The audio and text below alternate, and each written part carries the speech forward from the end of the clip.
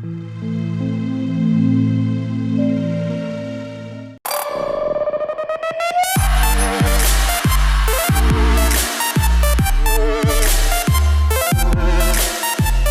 evening and welcome to the special installment of Young Money. I'm Nozi Pombanjwa. Today we're speaking to some of Africa's under 30 entrepreneurs. We'll be talking about the state of entrepreneurship in Africa, tackling issues around starting up in various industries. We're going to be looking at funding issues, infrastructure, red tape issues, and of course the level of support by African enterprises, by consumers, and of course by their governments. You can look forward to really thought-provoking conversations. Now, I'm going to start off the discussion by introducing my panel. We are joined by Casey Bridgeford. He is a founder of OnCast Media, and he's joining us from the US, not a under 30 member, but certainly going to be offering us interesting insights from the American market. And straight next to him is Nkosana Mazibisa. He's the founder of Mazibisa Inc. Nadab Osandriver is the founder of Latest Sightings, and Obiwane Okeke, who's the founder of Invictus Group. This is our panel for the first half of the show, and when we take a break and come back in the second half of the show, we bring you more under 30 entrepreneurs from the African continent. Gentlemen, thank you so much for making the time to join me today. I'm going to give you 30 seconds to quickly just tell us what your enterprise does. What are you actually contributing to the African entrepreneurial scene? And if I were you, I'd also suggest that you end that off with a tweet so that we know how to find you. Obi, let's start off with you. Okay. My business is diversified industry. I'm in real estate, communication, and oil and gas. And in Africa, what I provide is employment. Right, and how do we find you, Obi? You can find me on Twitter, Invictus Obi. Invictus is my company name, and then OBI.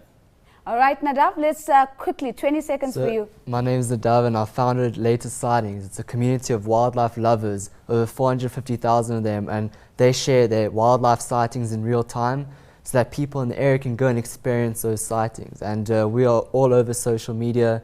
You can just search Latest Sightings and then dash and the game reserve that you're interested in. Fantastic. Nkosana, all the way from Zimbabwe. I see you even have a flag that you brought with you. I'm a proud Zimbabwean. I'm from Bulawayo. I'm the owner of Mazibisa Inc., a brand strategy consultancy firm, and also a subsidiary called SWAT, the Test of India.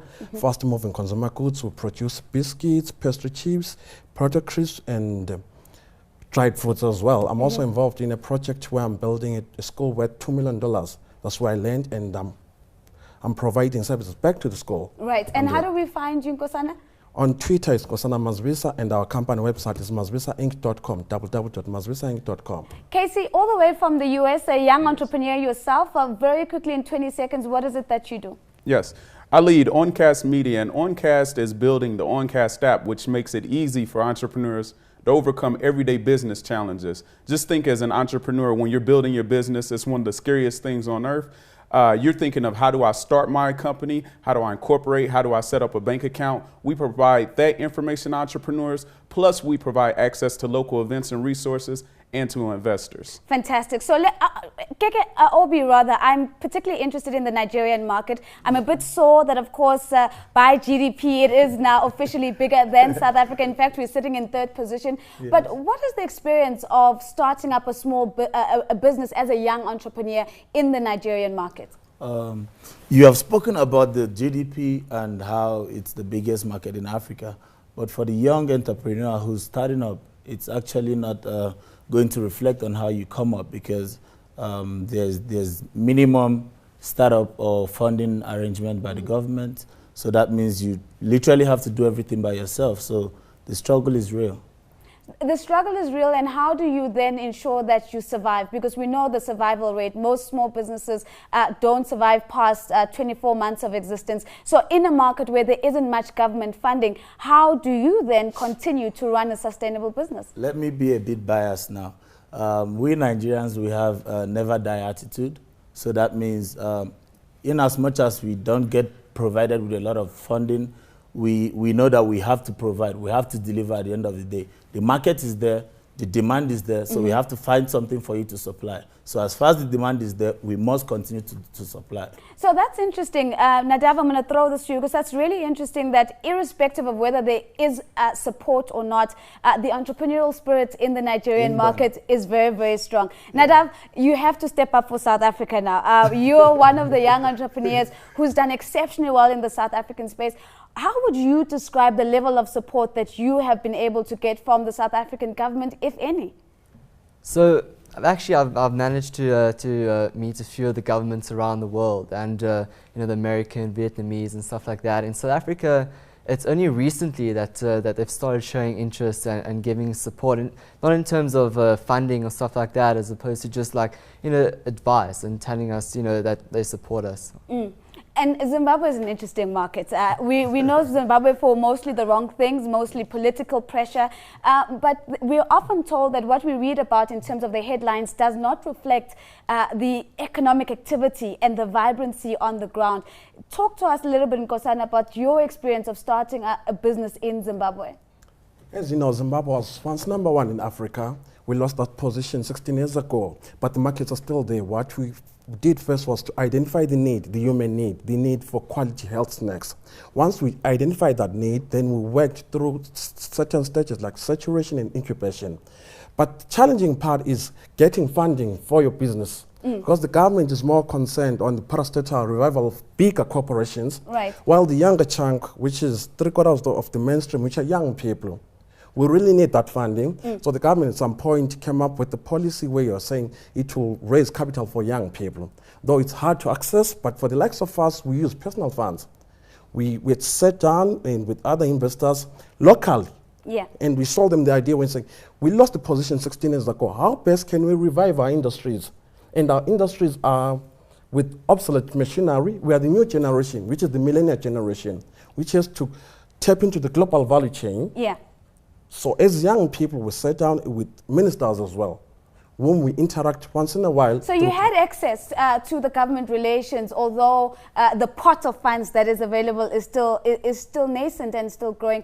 Casey, one of the key themes that's coming out from what I'm hearing is that government support is absolutely important. Access to funding for young entrepreneurs is absolutely important. What has been the American experience? This is a key issue in the African context, but how has the US government dealt with young entrepreneurs and the need to make sure that there is fuel to run their business?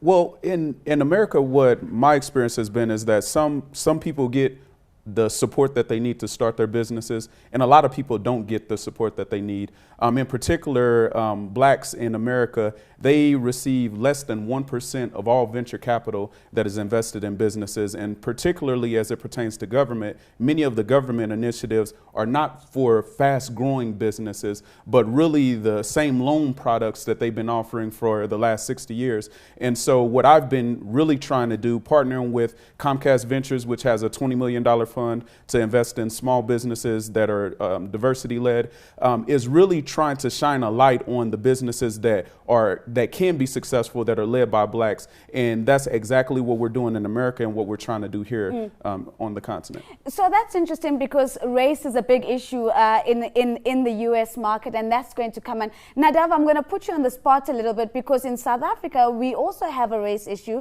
and we've seen a lot of focus on supporting young black entrepreneurs in particular. And here you are, equally young, equally bright, and doing exceptionally well. Has your experience been a bit more difficult in terms of attracting funding in South Africa because you're not black? Well, I think for me, I've been lucky that I haven't yet gone looking for funding. The only funding I've received has been from family, and it's you know, just to kind of build the development and the structure behind the business. And so I haven't actually experienced anything like that. And so when we take the two markets where race is an issue and we bring in a non-racial market, if I can, Obi, because the one would then assume that the playing field then just becomes about which sectors you're playing in and where the investors are going to see the highest return possible. So which are the most attractive investment sectors in Nigeria for young people to be participants in? Okay, when you hear Nigerian market, initially what you think is oil and gas. That is for the big corporation. But what you find out recently is that the young generation have taken the internet very serious. Consumer goods is flying out of the shelves. Because in the past, you would find out that in Nigeria, you wouldn't think that you can be able to go online and buy something and have it delivered to you.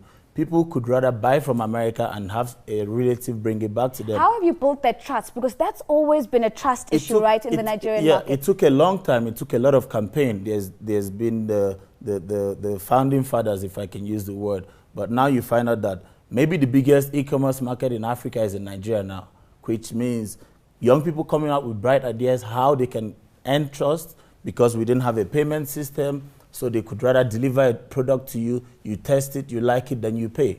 So when you've done that and you've bought it and he's bought it, I wouldn't even need to do that anymore. I'll have to pay advance because I've heard that you paid and you got your services. So over time, what has taken over the Nigerian market is the internet space. It's flying off the shelf, and that's what as an extension of that, if you will, Obi, I mean, there's always been a huge debate around the movement towards a cashless society, and a lot of critics have said it can work anywhere in the world except Nigeria, where cash is king. Now, so just teach us, educate us. What's happening there with that debate? No, cashless. I think I do business across Africa. And the first time that I would actually be in a space where I have to be cashless is, interestingly, in Nigeria. The previous governor of the central bank came up with a policy where cash isn't supposed to be accessible anymore, a huge amount of it. So that means they have to develop a lot of payment systems for online systems, a debit card payment system that can allow huge amount of transactions going locally. So you find out that we've actually grown cashlessly, even though we have limited credit resources. So when you spend your card, you're still spending cash. But then now you reduce the risk of carrying cash, and also the currency gets less dirtier. So from a cashless society in Nkosana to a market with multiple currencies, what kind of reality does that mean for a young entrepreneur, where you constantly having to deal with this shifting currency landscape? The most dominant currency in Zimbabwe is the US dollar, though the southern region, which is Matabeleland North, Matabeleland South, which most of us use the rand, but unfortunately part we've adopted the US dollar. The US dollar, it's easy for us to do business, and it's easy for us to trade with other people. During 2000, the peak of 2000, we had 7,000 goods manufactured where I'm coming from Bulawayo. Unfortunately, because of economic meltdown, we couldn't access credit. Hence the need to sit down, do crowdfunding, and to say, as young people and as also business personnel, how best can we revive our industries? The challenge that we have is the US dollar is hard to find. It's mostly externalized by the big dogs or by the conmens, if I may to put it that way. What's a big dog? I want to know, in the Zimbabwean market, what kind of businessman or woman counts as a big dog?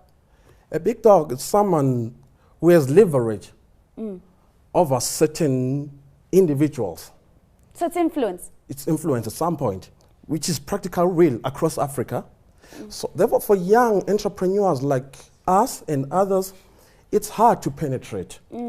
It's really, really hard to penetrate. But what's needed is a convergence on which we have created amongst ourselves to say, as young people, how best can we revive our industries? For example, I'm into manufacturing. Manufacturing was one of the leading sectors in Africa, specifically from Zimbabwe, which are supplying the whole of Southern Africa. So what we simply did is we sat down, we discussed with investors, home-based investors, who bought into the idea. That's why the government of Zimbabwe came up with the DMAF policy to revive industries. Then we also discussed the issue of special projects. Special projects were saying, identify young people into key 3 sectors: fast-moving consumer goods, technology, and renewable energy.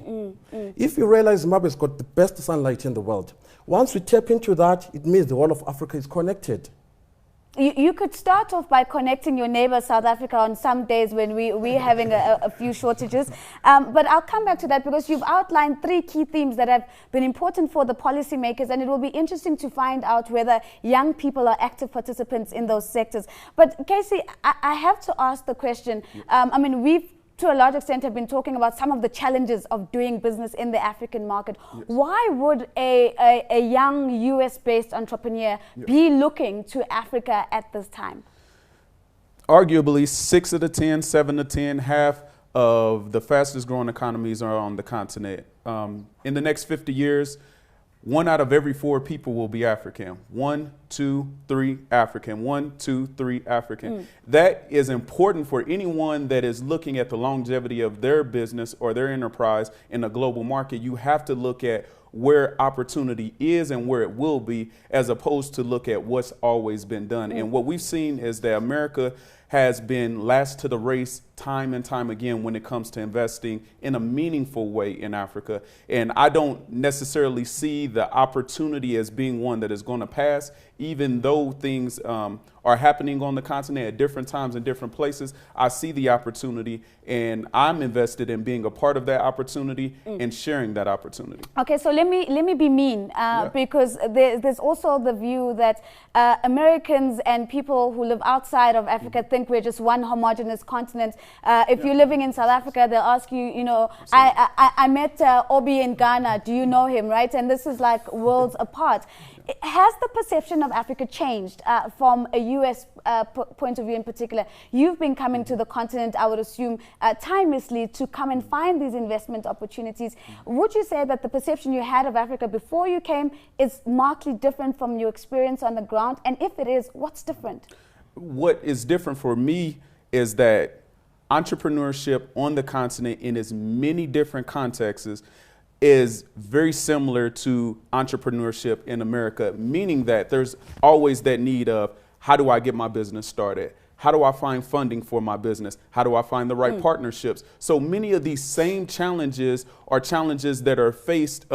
When you change the flag, the challenge stays the same. Yes, there are specific contexts that you can specific things that you can only catch when you're on the ground. And I think that I've had that great opportunity, but I also believe that there are a lot of people that are beginning to wake up. I've been involved in the Harvard Africa Conference, the Wharton Africa Conference, and both of those shine a huge light, and their attendance this year has been burgeoning and they've been growing. So I believe that a lot of people are starting to pay attention to Africa in ways that they never have before, and in specific countries, not just the continent as a whole. So I want to talk politics for a moment. Casey, I'm going to come to you last because I think your politics is really exciting right now. Let's start off with you, Obi. The Buhari administration is over a year in now. What kind of policies would you be expecting from this administration that would make doing business as a young entrepreneur that much easier? It's a mixed feeling. We voted for a new government that we thought would bring change. And I'm told that change needs to change now? Which is why I said it's mixed feelings, because change was the campaign slogan of the new government. So they actually changed things. It depends on where you see it from, if it's negative or positive. One thing I'll commend the government for is fighting corruption. You'd find out that in the previous government or in the previous history of our nation, corruption is something that it's not a big deal. You don't have to slip an envelope under the table. You give it on top of the table. But now what you find out is that mere mentioning a bribe would bring some kind of fear or shock in a workplace or in a government place or whatever the case may be. So that's a place where I see the government is growing. But the economy, we the young people thinking that maybe business will change, it will help us to do business with the Western world. Every avenue is shutting up because the government feels like maybe they came in with a policy that they don't know how it's going to work. Just yesterday, I got an email from one of my banks that says I can't choose my debit card abroad anymore. And this is not a new thing, because other banks have been shutting down gradually. They've limited you how much you can spend abroad. And then just now, as of today, you can't choose your Naira card abroad. So that means you have to carry foreign currency. And the banks don't have it to give you. You have to source it from the black market, which is 3 times what the rate is. You go over to buy something elsewhere to bring into Africa, you can't pay them because you can't transfer money abroad. So the policies, maybe according to them in the long run, I don't know how, but what their policy is, but the short term, complexity. It's shattered everything. You have to be a tough guy for you to survive now. Sure, that is tough to hear.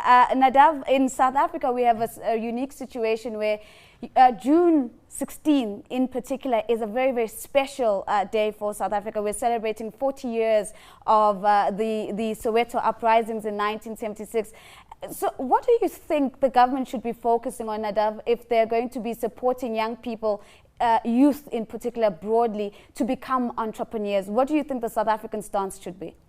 I think definitely the government should find ways to find these young entrepreneurs. I mean, for me, it was just kind of because I was good at social media and grew a community that suddenly people found out about me.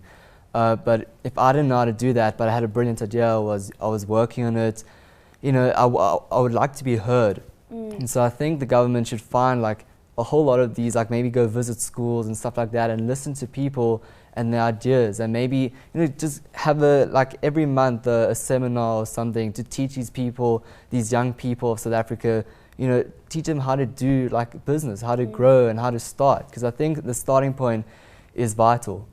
Starting points are vital, and being heard is equally important. Nkosana, your politics, of course, have always been of huge interest on the African continent. As a young person, where do you see the politics of Zimbabwe going? When you think of politics, what future do you see, and what policies do you expect would come from whatever that future is? As for my country, the first thing that the government did was to correct the historical imbalances, which was meant for everyone to benefit. Unfortunately, along the line, only selected people benefited, though others did benefit.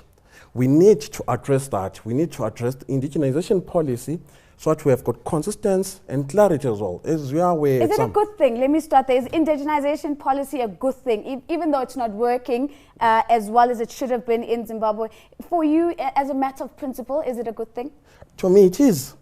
Because it's addressing the historical imbalances that most of us with no access to opportunities during the ancient regime or during the whatever regime was there, the Smith regime. Currently, the government is saying, let everyone have equal opportunities, both in business, both in procurement, both in even access to opportunities. So indigenization policy, it's good. The problem might be is implementation. How do we get the mainstream to benefit into indigenization? How does everyone have access to equal opportunities? That is the critical point. That is why even in South Africa we have the indigenization policy, though it might be different from ours, which is the BE. Actually, if you go to this document, we're going through this document which was talking about the indigenization policy across the world. 51% is the best practice. If you go to Argentina, they're doing 80%.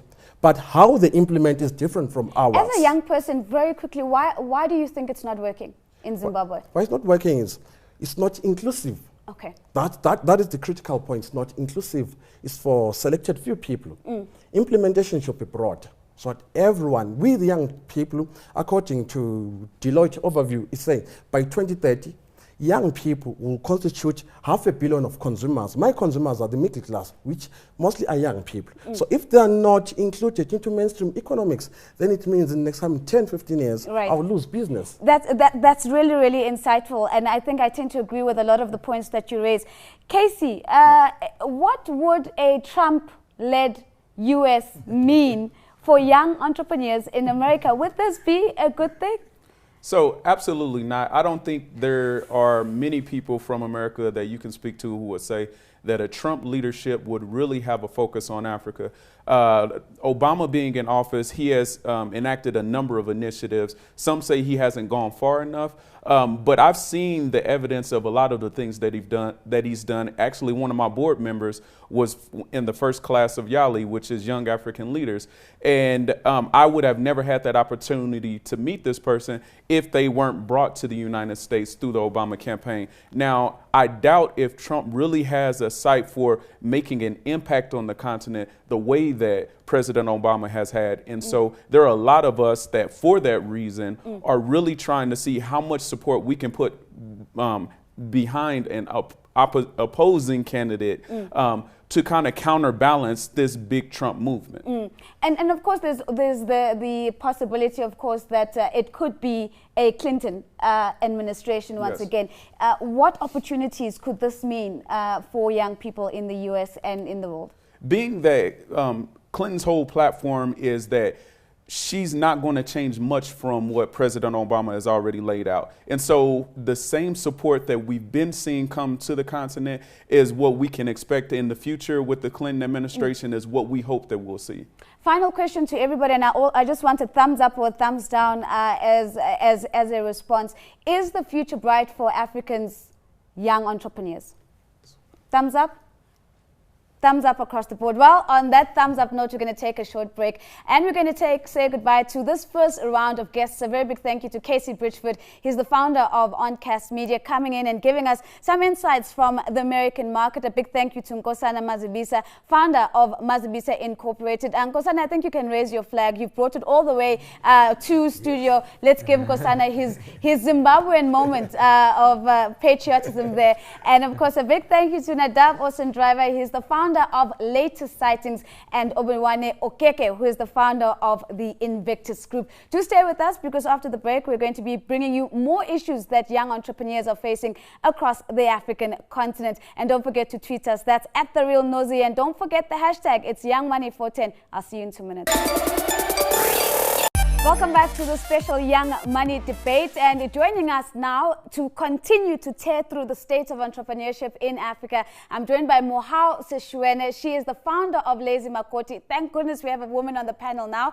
And right next to her, Emmanuel Bonoko, who established the Bonoko Foundation as well as Bonoko Holdings. Next to Emmanuel is Mark Dumba. He's an entrepreneur from Gabon, and he co-founded Click Africa. And next to him is Sia Beila, the founder of The Threaded Man.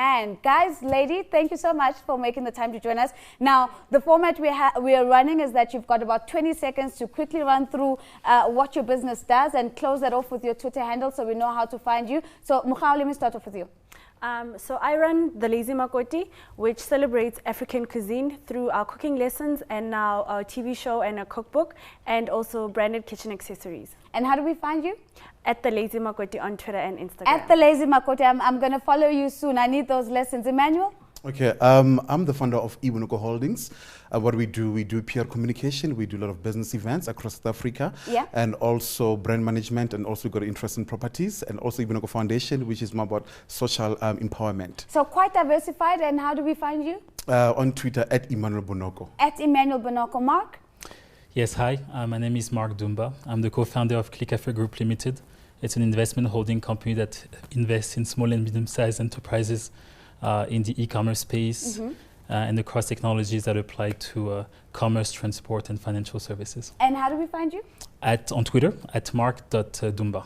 At mark.dumba, right?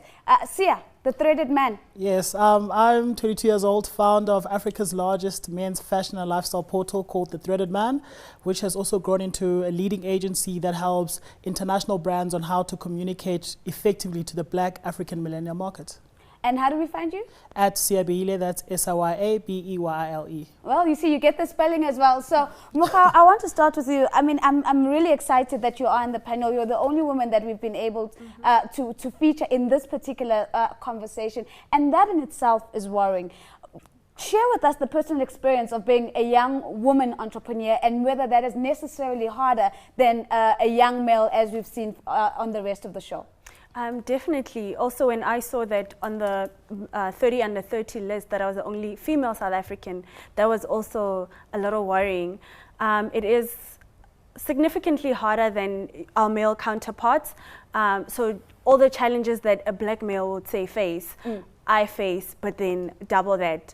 The challenges of not having any social capital, like any other black South African would face, but also that you're a woman and nobody takes you seriously. It's very hard for anyone to take you seriously. When you go into a meeting, everybody assumes that you're here to take notes. So those kind of things still exist now in 2016, surprisingly. But I feel like change is here.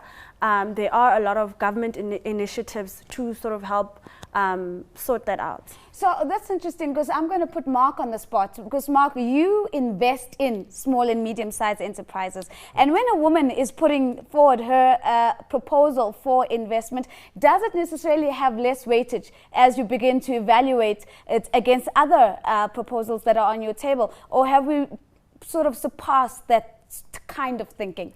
Yeah, no, I think we've totally surpassed that type of thinking. When you look at the entrepreneurial rate of activity in Africa, female entrepreneurship is in fact more prevalent than male entrepreneurship. So when we look at different projects, there's absolutely no bias whether it comes from a woman or from a man, as long as the skill set is on par. And Sia, going into the space where you're in, where one would maybe get a little bit of resistance from the family, especially if they're traditional, they say, but why would you want to go into the textile and fashion industry? That's a woman's place. And here you are doing exceptionally well in that space. So how did you then break those gender stereotypes to overcome them and still do so well in that regard? Yeah, I mean, it was really tough. When I said I wanted to do fashion, my parents didn't talk to me or support me for about 6 months. My dad thought I was losing my mind, especially coming from a traditional family of educators at school where I studied fashion. To be a straight male doing fashion was a big problem. No one understood why. I remember I was quite bullied. Everyone was like, no, you must be a closet gay person. You know, I was like, no, I respect and love gay people, but I'm not. I really do like fashion. Yeah. So for a very long time, that's what pushed me to push the Threaded Man, because wherever I went to intern or for the designers I wanted to work with or the brands I wanted to work with, they all said, no, we don't believe in your concept or idea. You just don't fit into our world. And it was a serious issue that really did bother me for a very long time when I started, yeah. So I think that's a really interesting insight that you're sharing with us, and I want to prod you a little bit further in there, because one gets the sense that there are different levels of discrimination, especially when one is trying to access opportunity, financing and funding for their particular business. How do you think we should be thinking about this in South Africa in particular, so that we are judging proposals on merit and we're looking at opportunities on merit and not being blindsided by whatever discrimination and biases we're carrying? Yeah, I mean, when I look at the South African climate, especially in terms of business and young people trying to do amazing things, is that we never look at my biggest issue is that we never look at the innovation. We don't create hubs of innovation for young people in the country.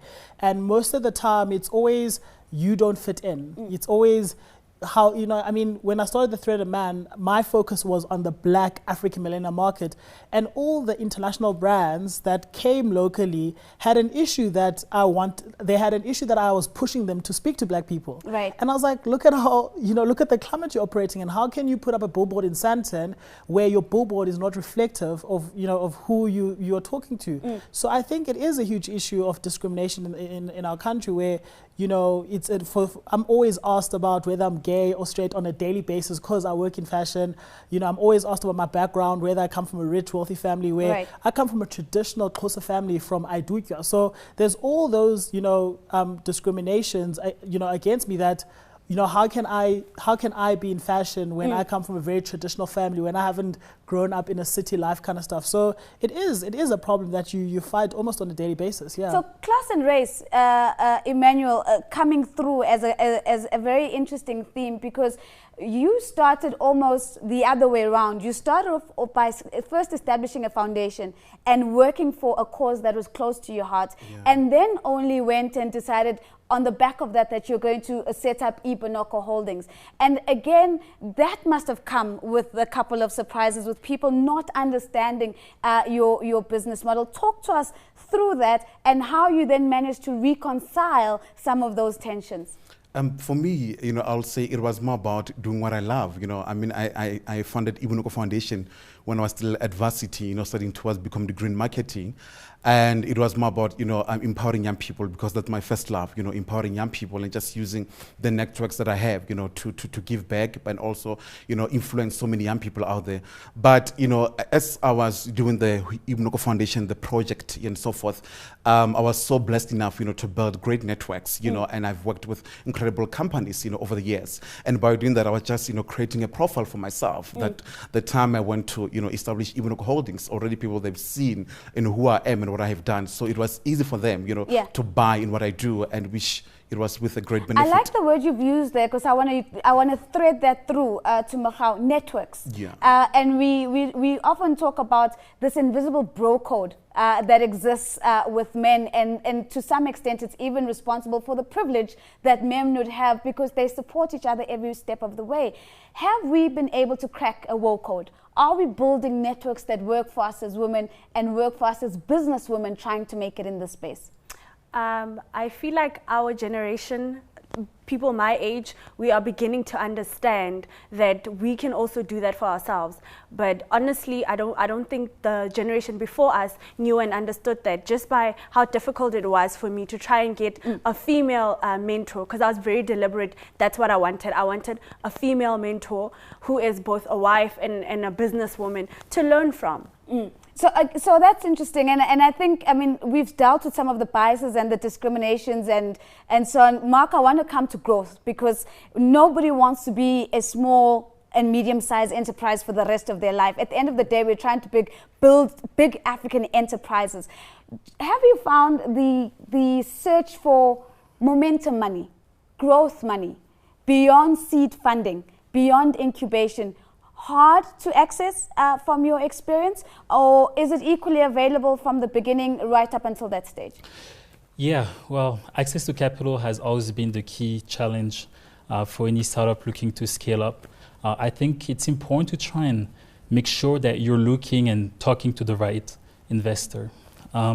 If you're building a product and a service that has value, you are going to find funding. There's an increasing level of venture capital funds that are looking at Africa now. You have private equity structures that focus on larger ticket items, but that are really trying to zone in on Africa. And the only problem is matching the right project with the capital that's made available. But there is capital, and it's just a matter of having enough structure in the way and telling a story that adds value to your customers and to the different partners, and then you should be able to seek financing. Do we have a disconnect here between what angel investors, venture capitalists, investors broadly are looking for versus what young entrepreneurs think that these investors are looking for? And so even if there might be a plethora of each of these communities, they're just not finding and speaking to each other. I think most importantly, we live in an era where the young entrepreneurs like myself, I grew up in the digital age. Facebook came out while I was still in primary school. So that's social media and online is all I've known. And you'll find most of my peers, the business ideas that we have are grasped or are rooted around the digital space.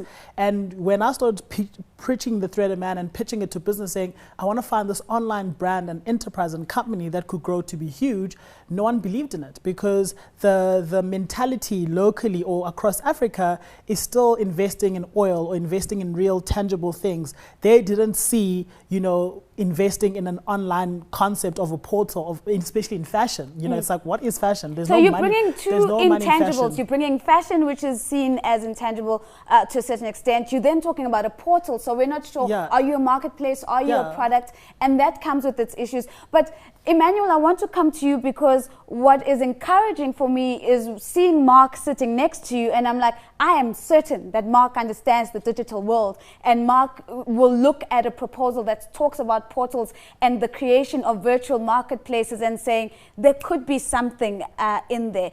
Now, as a young person, what would you want to see investors paying attention to so that they can get with it in terms of the new environment where we're operating?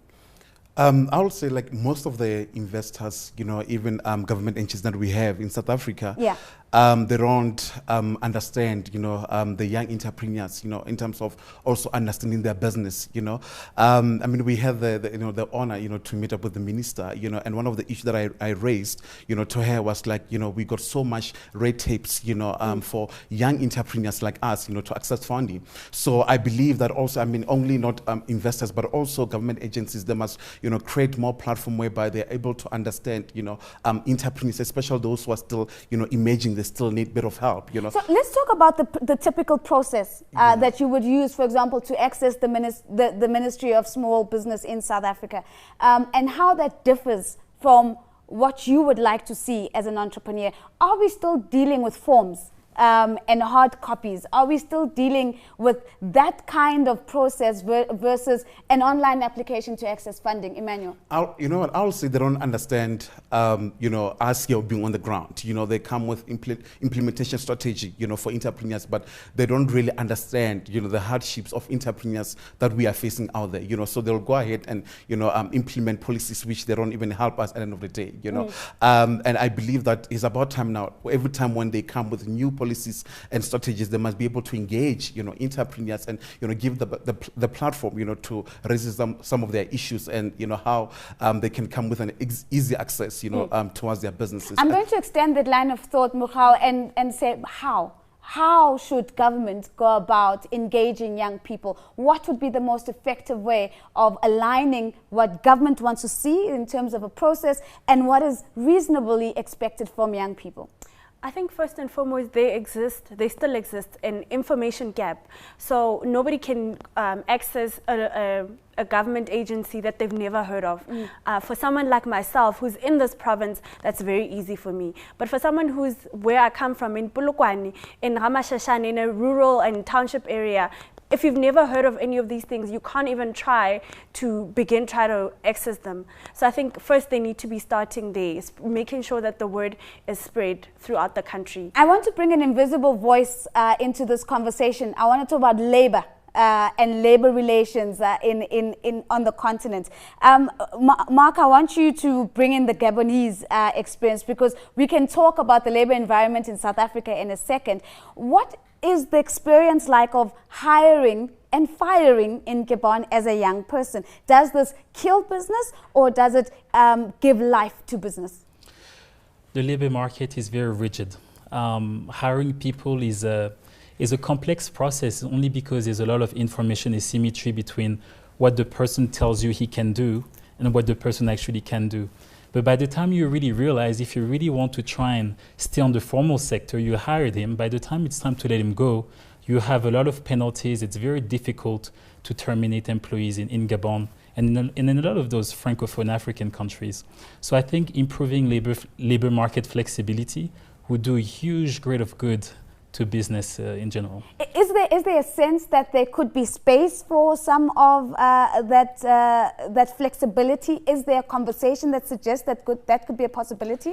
Yeah, I would say that government officials know that it needs to improve, but then at the same time you have social justice and you have to always try and find a balance between business and job security and social safety nets, and I think governments are really trying to find the right balance. But at the same time, we're now in a context where Africa needs to grow via its small and medium enterprises, and for that we need to adjust we need to make labor market reforms to enable that. Sia, the experience in South Africa, and in particular in your sector, how have you found the need to hire and fire, and how have you dealt with it? I've had the most incredible experience because I'm young and 22. Most of my friends and most of my peers are studying in varsity. And I've actually been lucky enough where I've sort of built a culture of hiring young black women, actually. The threaded man behind it, from the copy editors to, the styling coordinator, is a young black woman. So, young black women. And what's cool about that is that, for example, the lady that works for me now, who basically is my business manager, Simbongile, I've known her since I was in high school. And literally, as she finished her media studies, I was like, hey, do you want to come work for the Threaded Man? Because there was a trust in relationship. But I also realized internationally, looking at your Sheryl Sandbergs, who are billionaires from, running tech companies, is that I was like, we need more women in tech in Africa. We don't have enough women in tech. And I wanted the Threaded Man to start being a hub of that growth. And that's why I've built that culture of hiring young black women, because tech and young black women is still a taboo, and it's not something that and even locally, it's not something that women think about when they think career. They don't think, let me go into tech. It's always, let me go into law. They never think tech. So I've tried to build that culture, and building that culture through my company. So that's a very interesting observation, because I'm going to throw it to you, Emmanuel. Is it different hiring and firing within the corporate space and the social entrepreneurship space, where I would assume the foundation operates, or are the rules of the game more or less the same? Under the both companies, under Ibunoko Foundation and Ibunoko Holdings, I had the privilege, to work with so many young people, and also both companies over the years, we've been creating employment opportunities for young people. But again, also I have to emphasize, it's difficult working with young people, because sometimes they come with too much expertise, expecting too much from you. Right. And whereby they're still fresh from varsity, they still have to gain a bit of experience, and be exposed. So sometimes they come with expecting too much from me. And owning a company is not easy. You know, you are trying by all means to build this big empire. And, you know, most of them, you know, I have employed them, some I had to release them. But over the years, you know, both companies will be employing young people. And under both the foundation and Imunoko Holdings, just work the same for me.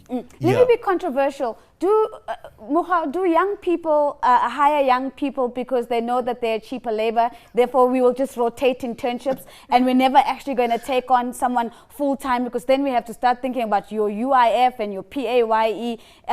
It doesn't have to be what happens in your company, but what is the general trend about young people employing young people?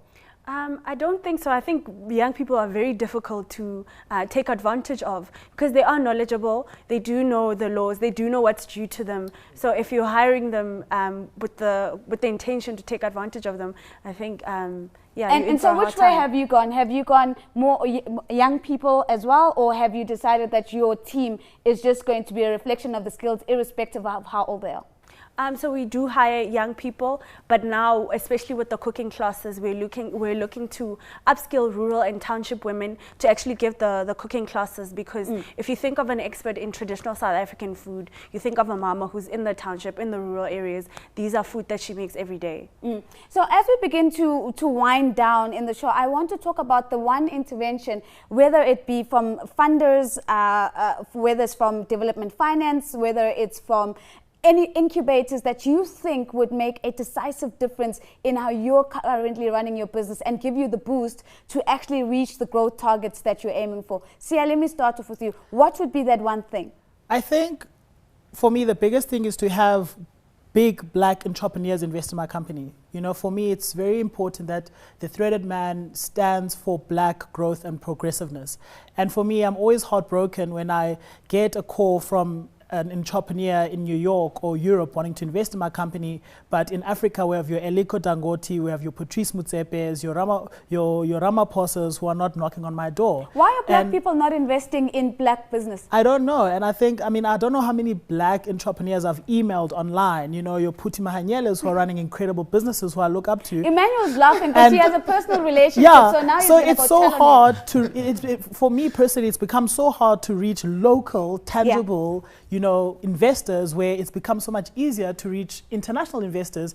And for me, it's like, why is that? You know, that's a big question. So why are young black entrepreneurs not attractive to black investors? A conversation for another day. Yeah. Mark, one decisive intervention that would be a game changer for your business. I would think educating customers, especially because a lot of the companies that we're investing are tech oriented, and really technology is new across many sub-Saharan African markets.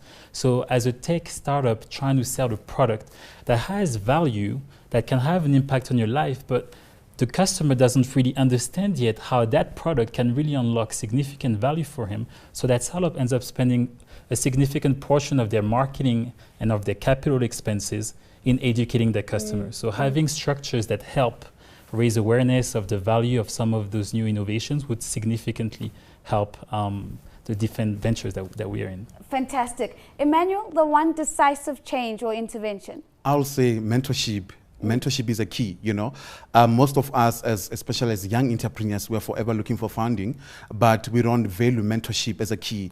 And also most of the small businesses, we lack what we call management, you know, within our businesses. You know, we are able to say, I'm looking for funding, but the time you get access to funding, you don't have the management, you know, to use the money, you know, accordingly within your business. So for me, I believe mentorship is a key that definitely will boost my business. And also, how do I access more of bigger corporates? You know, that's what I'm striving for. But and also, I mean, I was blessed enough, you know, to have some of mentors that really did have a significant value within my business and even to do well. So mentorship for me is a key. All right, Moha? Well, I'm actually leaving this week for the Mandela Washington Fellowship. I'm incredibly excited.